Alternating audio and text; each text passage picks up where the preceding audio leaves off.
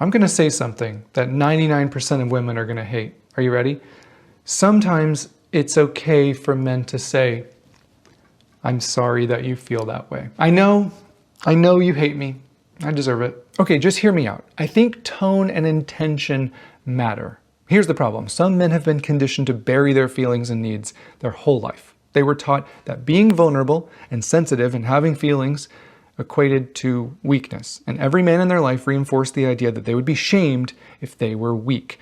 So they were never taught or modeled empathy or validation.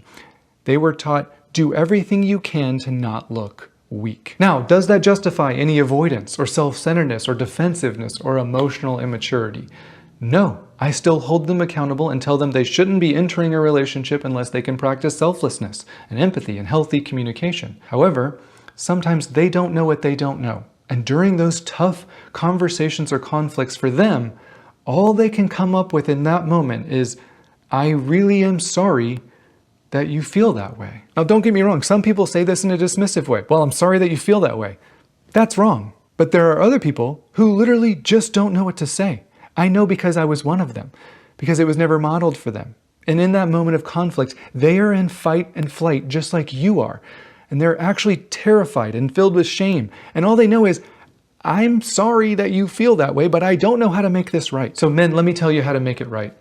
Listen with curiosity. Pay attention to your shame. Pay attention to your reactions. Are you escalating the discussion into a fight? Or are you trying to de-escalate things? She might be coming at you too harsh with disrespect or criticism or blame, which is never a good start to a discussion. Or she might be just giving you information about how she's feeling. Whether or not you take that as an attack is your choice. My advice, work on being a safe place for them to share what's on their heart. Be curious about their feelings. Try to understand them even if you don't agree with them.